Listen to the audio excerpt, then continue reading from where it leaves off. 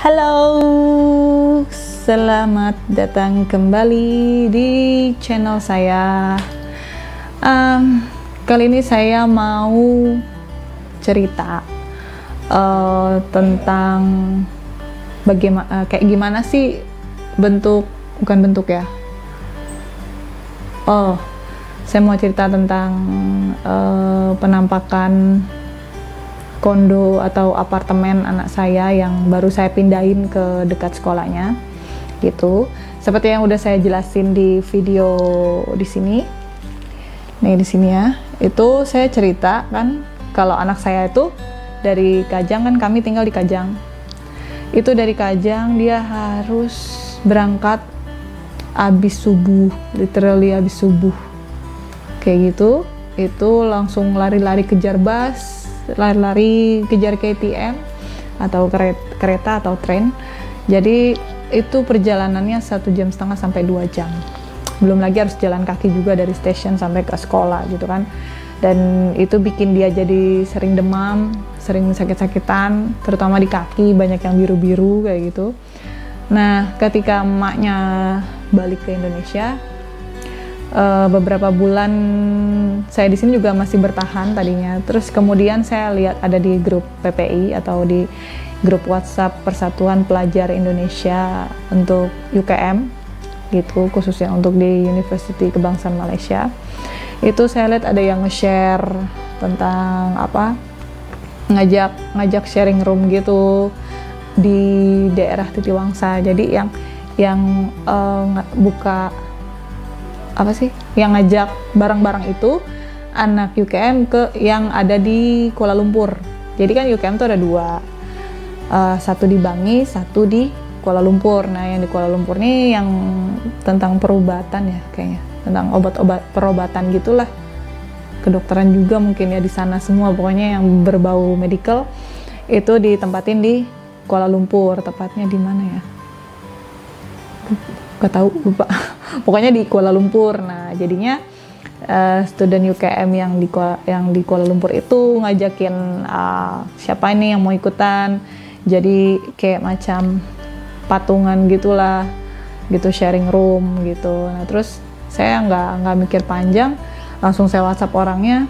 Saya tanya, boleh nggak untuk anak SMA? Saya punya anak di sana, anak saya SMA gitu, kelas 2, usianya 16 tahun gitu. Kalau dari body sih ya sama anak kuliahan 11-12 lah ya gitu, saya bilang. Terus anaknya juga nggak kayak anak-anak ABG lain gitu, sifatnya kayak lebih dewasa sebelum waktunya kayak gitu, lebih mandiri, nggak seperti remaja pada umumnya kayak gitu.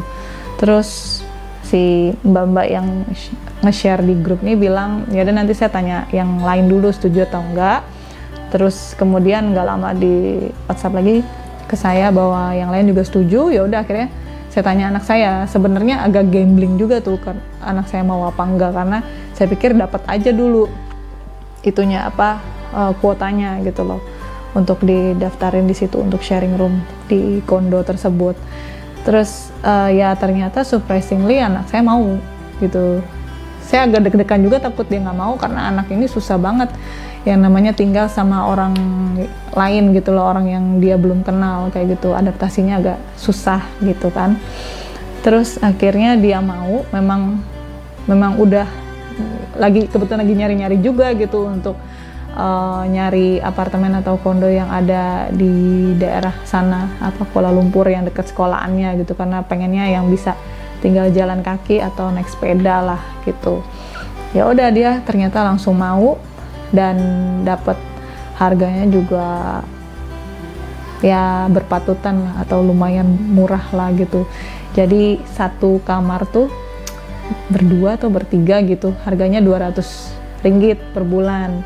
Tapi belum sama wifi, listrik itu belum ya. Anggaplah 2,5 lah, 250 ringgit satu bulan kayak gitu. Ya saya mikir lebih murah jatuhnya, karena kalau yang di Kajang itu kan belum lagi dia ada ongkos train kayak gitu. Jadi jatuhnya lebih mahal, udahlah lebih jauh, lebih capek, harus bangun lebih pagi. Belum lagi masa lagi pandemik kayak gini, sempat juga kan sekolahnya buka gitu kan di tengah-tengah pandemik karena udah kasusnya udah low. Jadi per hari tuh waktu itu di Malaysia 1, 2, bahkan pernah 0 kasus dalam 1 hari gitu kan. Jadi anak-anak udah kembali ke sekolah lagi. Nah untuk di masa itu harus bawa bekal sendiri gitu, nggak bisa jajan karena kantin kayaknya nggak buka deh. Pokoknya intinya harus bawa bekal sendiri gitu. Terus anak saya tuh jadi harus bangun jam 4 pagi. Jam 4 pagi di sana ya jam 3 pagi di sini. Jadi kayak orang bangun sahur gitu kan, dia masak sendiri. Terus nggak lama langsung berangkat kayak gitu tuh kan kasihan banget gitu. Akhirnya saya putus, kebetulan ada yang share, ya udah langsung saya ini aja langsung bilang mau gabung gitu kan untuk anak saya gitu. Ya udah terus akhirnya dia pindah di bulan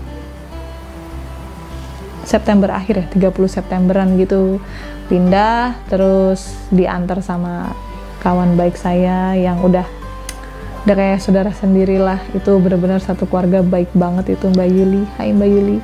Jadi diantar sampai barang-barangnya juga dibawain sampai ke kondo yang baru. Terus dipastikan Aca juga tinggalnya di mana, dia harus tahu. Jadi kayak macam gantinya sebagai orang tuanya Aca lah di anak saya di sana gitu kan. Kayak gitu. Terus ya udah dia sekarang jadi kayak kebalik gitu. Jadi kayak bukan, dulu kan niatnya saya ditemani sama anak.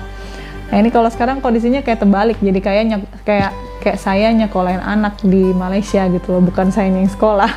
Karena jadi kayak dia yang jadi anak kos, dia yang studi di sana gitu kan, lucu gitu, jadi kebalik conditionnya gitu. Ya sekarang anakku udah jadi anak kosan sejati. Dia memang ya sebelum ini juga walaupun di tempat yang lama dia masak-masak sendiri, semua serba sendiri, tapi tinggalnya ada sama satu keluarga ya, dimana dia statusnya di situ ya, jadi kayak ada orang tua gitu anak. Nah kalau yang sekarang ini kan isinya anak muda semua gitu, jadi udah sah jadi anak kosan sejati gitu. Untuk bonusnya saya akan dia ada bikinin saya video gitu lah, maksudnya kegiatan dia ketika belanja mingguan, tapi memang yang di supermarketnya dia nggak ada shoot sih, jadi cuman kayak selesai belanja mingguan terus pulang, udah gitu aja. Kayak ya ada sedikit gambaran, maksudnya 200 ringgit itu seperti apa sih kondisi ininya, apartemennya atau kondonya kayak gitu. Jadi boleh dilihat, siapa tahu nanti ada yang masih punya keinginan atau cita-cita mau sekolah atau studi di Malaysia, bisa buat gambarannya gitu loh. Nah nanti saya juga bagi list makannya seminggu anak saya tuh habis berapa dia gitu. Oke, silakan disimak.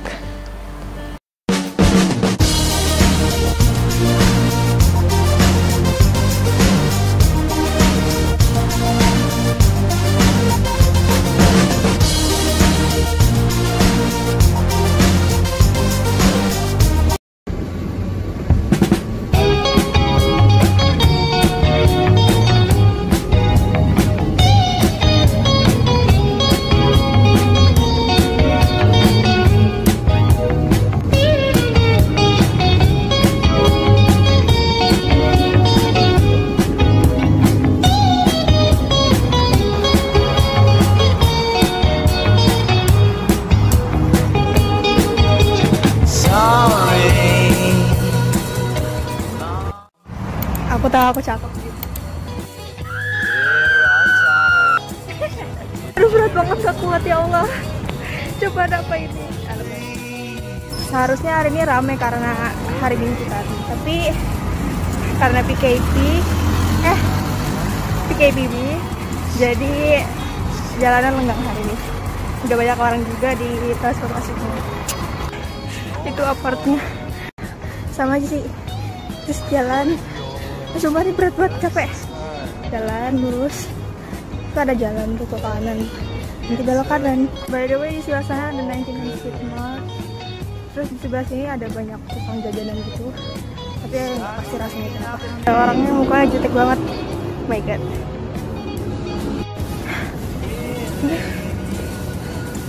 Oke, Assalamualaikum. Jalan menuju lantai G. Sana ada lift. Emang liftnya cuma di situ doang sih. PKWK. Kan sandung. Ya jadi lewat sini.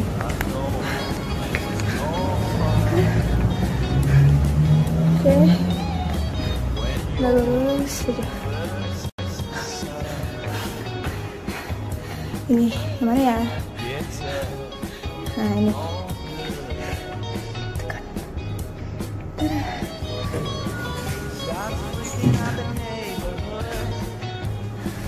28. Ini sudah sebuluk banget ya Allah, belum ganti lagi. Jadi jangan lupa pakai masker. Lihat outfitku. Malu ada CCTV.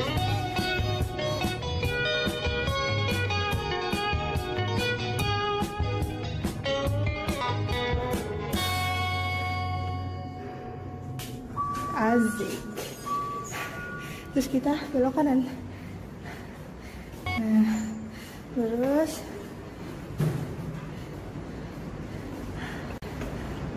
sampai deh my home. Kuncinya bang. Oke.